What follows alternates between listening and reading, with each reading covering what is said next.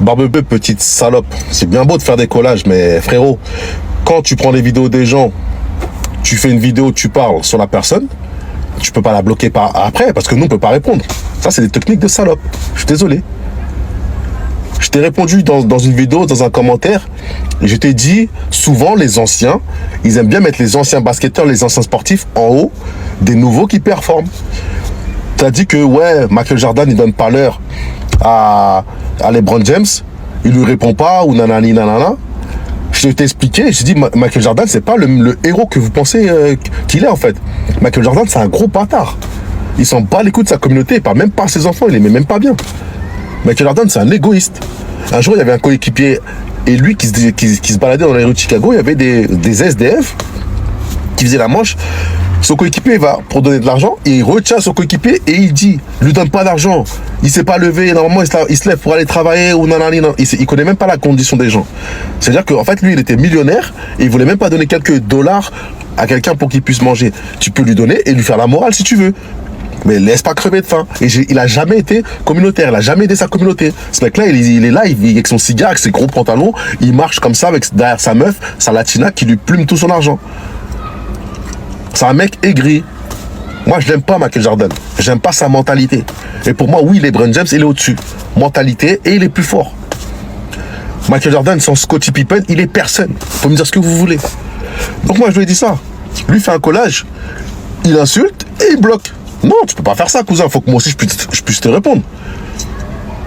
C'est quoi? C'est quelle dictature? Faut que moi aussi, je puisse te répondre. Donc, je te dis que c'est toi le plus gros suceur de l'applique. Ta barbe sale, là. Hein? Merlin l'Enchanteur.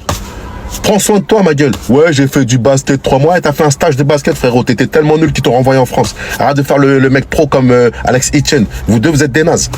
Vous deux, vous êtes des nazes. Toi, tu vis pour les collages, toi. Après, tu bloques les gens comme une pute. Ah non, négo. C'est pas comme ça, frère. Et la Bamboula, vos personnages vont vraiment bien ensemble avec Ludo. Tu peux faire plus s'il y a Bombanania? T'habites porte de Champéret, je peux venir te voir le soir quand je promène mon chien.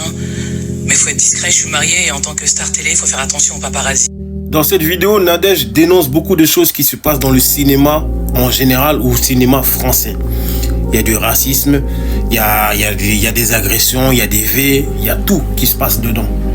Mais Nadège, je ne te connais pas personnellement, mais tu pourrais nous faire la même vidéo de la réalisatrice qui t'a agressé, puisque tu es de l'autre côté. Je crois que tu aimes bien les femmes et c'est ton problème. Et tu es une espèce de féminisme afro, voilà. Tu pourrais nous faire la même vidéo pour dénoncer les agressions faites par les femmes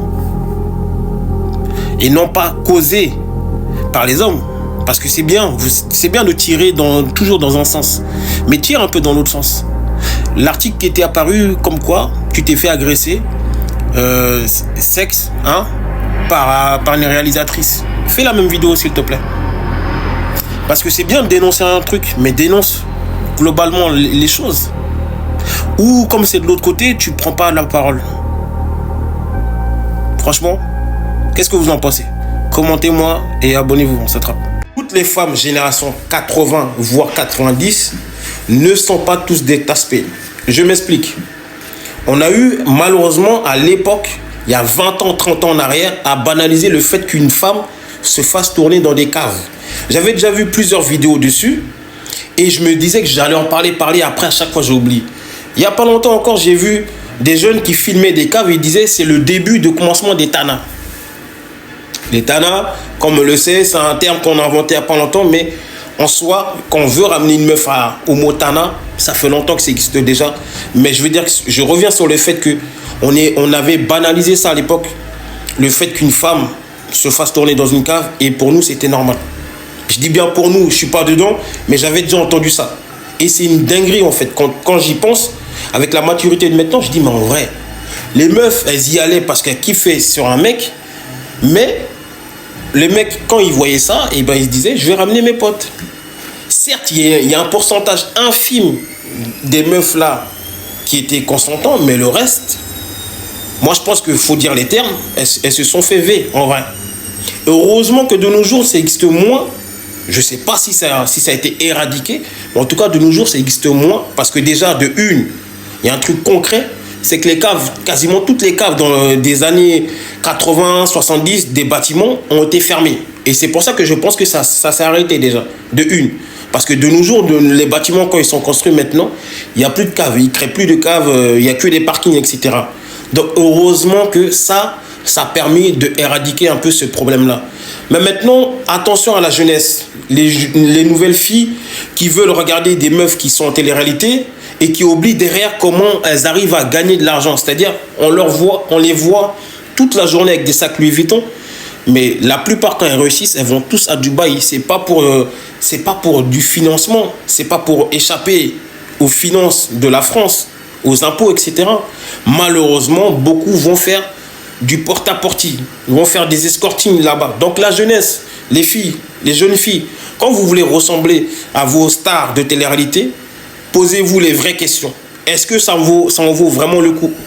Parce que maintenant, il y a des nouvelles filles à 18 ans, 17 ans, 15 ans qui ne vont plus aller à l'école, qui idéalisent devenir star, comment ça s'appelle, star de l'écran, star de la télé-réalité, etc. Mais elles ne savent pas ce qu'il y a derrière. Donc faites attention à vous. J'espère que vous allez bien écouter ce message-là, mais heureusement que ça s'est arrêté, le fait de banaliser les tournants dans les caves. Allez, abonnez-vous, on s'attrape.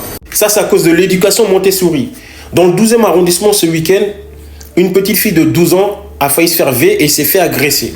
Je disais ça parce que avant, c'est pas que c'était mieux, mais au moins, les enfants, on savait où ils allaient, ou à un certain âge, on les privait de sortie pour ces choses-là. Alors que dehors, c'est encore plus chaud maintenant, mais c'est là qu'on a une espèce d'éducation où on laisse faire les enfants ce qu'ils veulent. À 12 ans, 13 ans, qu'est-ce que tu sors dehors sans la surveillance d'un adulte? Je ne dis pas que l'éducation d'avant était mieux, mais il y avait moins de foutaises comme ça. De nos jours, on sait qu'il y a beaucoup plus de toxicos qui se promènent dans les rues, etc., qui ne sont pas emprisonnés, qui ne sont pas dans des asiles psychiatriques, qui ne sont pas enfermés. Et on laisse sortir des enfants, des jeunes filles de 12 ans, 13 ans, même si elles étaient deux, on les laisse sortir tout seuls. Franchement. Maintenant, je vais revenir sur le drame. Et heureusement que ce mec-là, il a eu peur, parce qu'il avait un couteau, il a eu peur, il est parti en courant. Et heureusement qu'il n'a pas pu faire ce qu'il voulait faire à la base, c'est-à-dire laver. Il a agressé, il a touché, mais il n'est pas allé jusqu'au bout. Heureusement. Mais il y a des fous dehors. S'il vous plaît, faites attention à vos enfants. S'il vous plaît. Faites attention à vos enfants. On vous le dit tous les jours, mais quand on le dit, oh non, vous vous mêlez de quoi? Mais regardez ce qu'il arrive. À 12 ans, 13 ans, qu'est-ce que deux jeunes filles de 12 ans, 13 ans font dehors? Même si on se dit, c'est Paris, c'est safe, etc. Sans la présence d'un adulte. Avant, au moins, on laissait sortir les jeunes enfants, on va dire, à 15 ans, 16 ans, 17 ans, 18 ans, quand ils étaient adolescents. Mais là, 12 ans. Même, j'ai déjà vu même des cas de 5 ans, 6 ans dehors, tout seul, tranquille, sans la surveillance d'un adulte. Arrêtez-moi ça, s'il vous plaît. Faites attention à vous et heureusement qu'il lui est rien arrivé de mal. Allez, abonnez-vous là-bas.